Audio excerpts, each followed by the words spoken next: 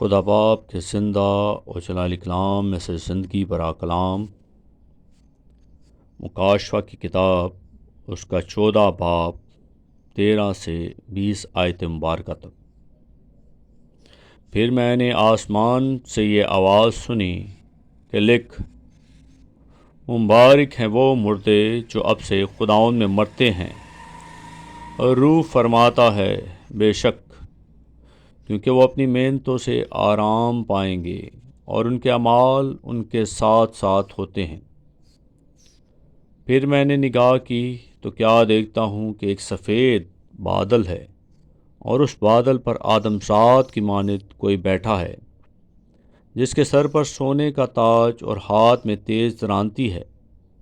پھر ایک اور فرشتہ نے مقدس سے نکل کر اس بادل پر بیٹھے ہوئے سے بڑی آواز کے ساتھ پکار کر کہا کہ اپنی درانتی چلا کر کاٹ، کیونکہ کاٹنے کا وقت آ گیا ہے، اس لیے کہ زمین کی فصل بہت پک گئی۔ بس جو بادل پر بیٹھا تھا اس نے اپنی درانتی زمین پر ڈال دی اور زمین کی فصل کٹ گئی۔ پھر ایک اور فرشتہ اس مقدس میں سے نکلا جو آسمان پر ہے، اس کے پاس بھی تیز درانتی تھی۔ پھر ایک اور فرشتہ قربانگاہ سے نکلا جس کا آگ پر اختیار تھا۔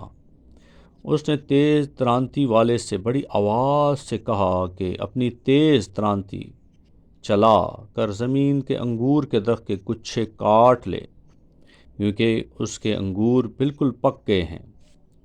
اور اس فرشتہ نے اپنی درانتی زمین پر ڈالی اور زمین کے انگور کے درخت کی فصل کاٹ کر خدا کے قہر کے بڑے ہوش میں ڈال دی، اور شہر کے باہر اس ہوش میں سے انگور روندے گئے، اور ہوش میں سے اتنا خون نکلا کہ گھوڑوں کی لگاموں تک پہنچ گیا، اور 1600 فرلانگ تک بہہ نکلا۔